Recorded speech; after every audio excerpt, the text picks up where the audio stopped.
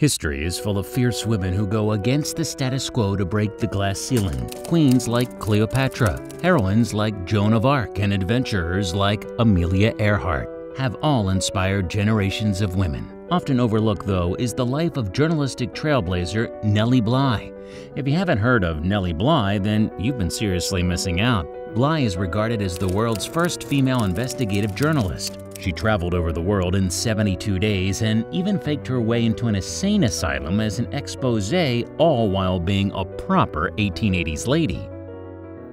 Hello, wonderful people. I'm Jamie Buck from WonderBot, and here is the true story of the woman who faked insanity to go undercover in an asylum. Before we begin, make sure you smash the like button, subscribe to our channel, and click the notification bell for more amazing videos.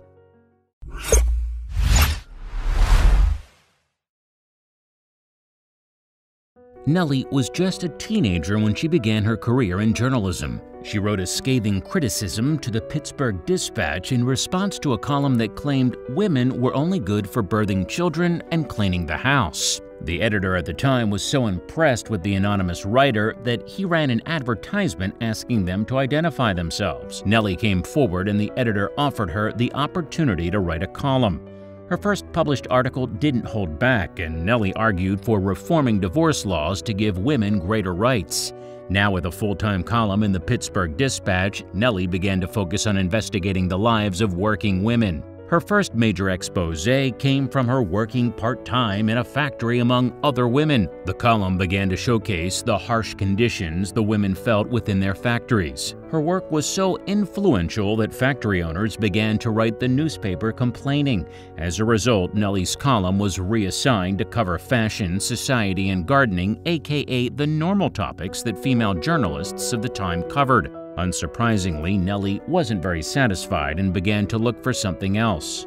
Bored and unsatisfied with writing about gardening, Nellie decided to travel to Mexico on her own and serve as the first female foreign correspondent for the Pittsburgh Dispatch.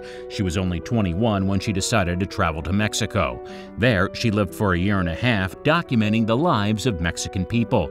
It wasn't all society and culture, though. In one column, Nellie protested the imprisonment of a local journalist who had criticized the government. When Mexican officials found out about her criticism, they tried to arrest her. Once again unhappy with her role at the Pittsburgh Dispatch, Nellie traveled to New York City, where she eventually talked her way into working for the New York World. The editor for the newspaper was none other than Joseph Pulitzer. He believed in Nellie's reporting skills and was impressed with her previous writings where she immersed herself into the story.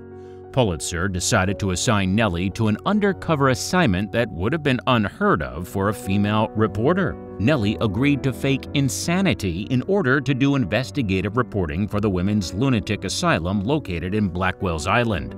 For Nellie to even get her foot in the door of the women's lunatic asylum, she had to first convince others around her that she was crazy. Nellie checked herself into a boarding house for women. There, she tried to act disturbed in order to scare the women around her. Eventually, the other women began to fear Nellie and called the police. Nellie was examined by a police officer, a judge, and a doctor, and all three determined she was insane. All she had to do was complain about headaches and forgot a few details about her life, and she was sent off to the asylum. The first thing Nellie noticed about life inside the asylum was the cruelty and brutality that the nurses handled the patients with. Those committed to the asylum were physically, emotionally, and mentally abused. When Nellie first entered the asylum, she planned to be transferred to the wing with violent patients, but after seeing how they were treated, changed her plans. The nurses would say cruel things to the patients to make them feel worthless. When emotional abuse wasn't enough, nurses would choke and beat the patients that they considered to be violent. Another form of abuse that patients had to deal with was their access to food. Patients were often forced to eat rotten food. That is, if they were lucky enough to get any at all. The daily menu consisted of gruel broth, spoiled beef, and bread that was a little more than dry dough. Nellie reported that even the water in the asylum was dirty and undrinkable. The spoiled food might have been bad, but if you got some, you were considered lucky. The nurses in the asylum would use food deprivation as a form of torture, and some patients nearly starved to death after their food privileges were taken away. Nellie painted a picture of filth and debris in the asylum. In her later writings, she recounted how there were dead rats everywhere and live rats scurrying through the food. The dining area reportedly contained human and rat feces, and the walls were visibly filthy. Not only were the living areas filthy, but the sleeping quarters were also inadequate. The asylum was filled with overcapacity, and rather than deny more patients, the nurses simply added beds in hallways and even outside. You were considered lucky if you got a bed in the feces-covered dining area. One of the most difficult parts of Nellie's stay in the asylum was the fact that she never got more than 30 minutes of sleep at a time. The staff members and nurses would walk loudly through the halls, deliberately stomp and read stories out loud to one another. The lack of sleep was difficult for Nellie to handle for her 10-day stay in the asylum. Sleep deprivation has been proved to have a significant effect on the brain. It can even lead to physical health problems like heart failure and high blood pressure. Even today, prisons use sleep deprivation as a form of torture. Nellie was brave to recount the horrific examples of how the nurses went out of their way to embarrass and shame patients in front of each other. Notably, the patients were told to strip naked in front of each other, and the nurses in a communal bathing room. When Nellie refused, she was forcibly stripped. When Nellie tried to find refuge in the bathtub, she was shocked when bath time was the nurses simply pouring a bucket of ice-cold water over her head. Nellie described the entire experience as the sensations of a drowning person. One shocking revelation that Nellie made was when she met other women in the asylum who seemed just as sane as she was. In personal conversations, Nellie felt that many women entered the asylum on false pretenses, like she had, but were slowly broken down and made her feel like they were insane.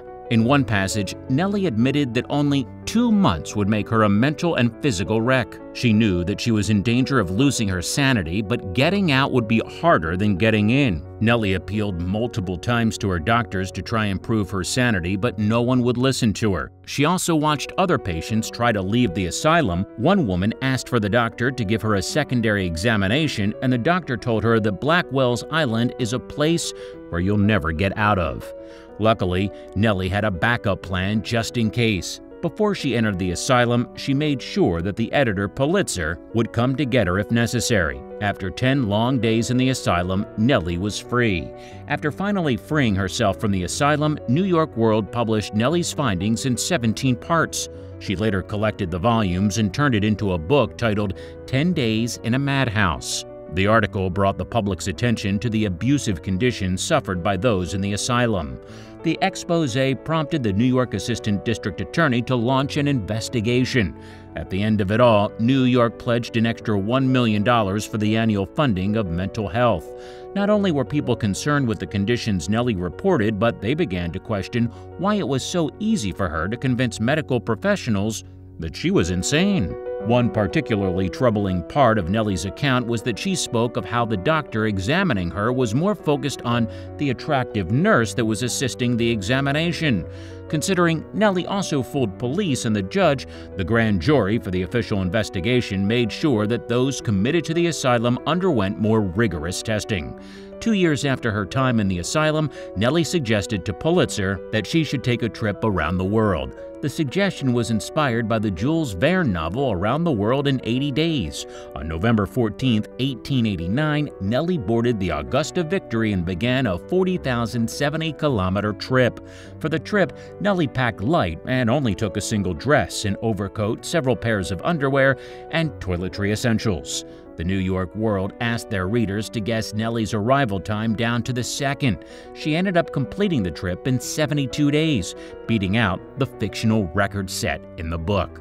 Nellie's life is a journey of advocating for women's rights. From her first ever article criticizing the role of women to her investigative journalism on factory workers and asylum patients, she was always fighting to make a difference for her gender. In 1913, Nellie was an obvious choice to cover the woman suffrage parade of 1913. The march in Washington, D.C. is now famously remembered for kicking off the movement for the right to vote. In her article titled "Suffragists Are Men's Superiors," that covered the event, Nellie accurately predicted that women would gain the right to vote in 1920. While she's best known for her pioneering investigative journalism, Nellie was also an avid businesswoman and inventor. She married millionaire manufacturer Robert Seaman, and after his death, she became the head of Ironclad Manufacturing Company. Unfortunately, a factory manager embezzled money, which, combined with her negligence, led it to go bankrupt. Nellie was also an owner of several patents. She invented an improved version of the milk can and a stackable garbage can. Nellie was one of 15 children that her father had between 2 wives. Understandably, she had to work hard to stand out and be noticed in such a large family. Nellie grew up in quite a powerful family. Her father, Michael Cochran, owned the local mill in Pittsburgh, Pennsylvania. He later became a merchant and associate justice in the city. Her father was so powerful that a borough of the city that he lived in was renamed Cochran's Mills, which is today a suburb of Borough Township. Nellie knew that in order to be noticed, she had to step out of her father's shadow. When Nellie was only 6 years old, her wealthy father died. Nellie had been away attending a prestigious boarding school at the time, but due to his death, she was forced to drop out because she could no longer afford the tuition. Since she lost all her access to wealth, Nellie quickly learned that if she wanted to succeed as one of 15 children, she'd have to work hard to do it. She began working odd jobs to try to help her family. But at the time, jobs for women were hard to come by. One of the most important aspects of Nellie's journalistic career was that she managed to break down barriers and shatter the glass ceiling, all while appearing to be a proper lady of the day. As a young girl, Nellie's childhood nickname was Pinky because she adored wearing pink dresses. She kept up this look even though she also loved playing with her brothers and standing up for herself. As a teenager, she changed her last name from Cochran to Cochrane because that made her seem more sophisticated too.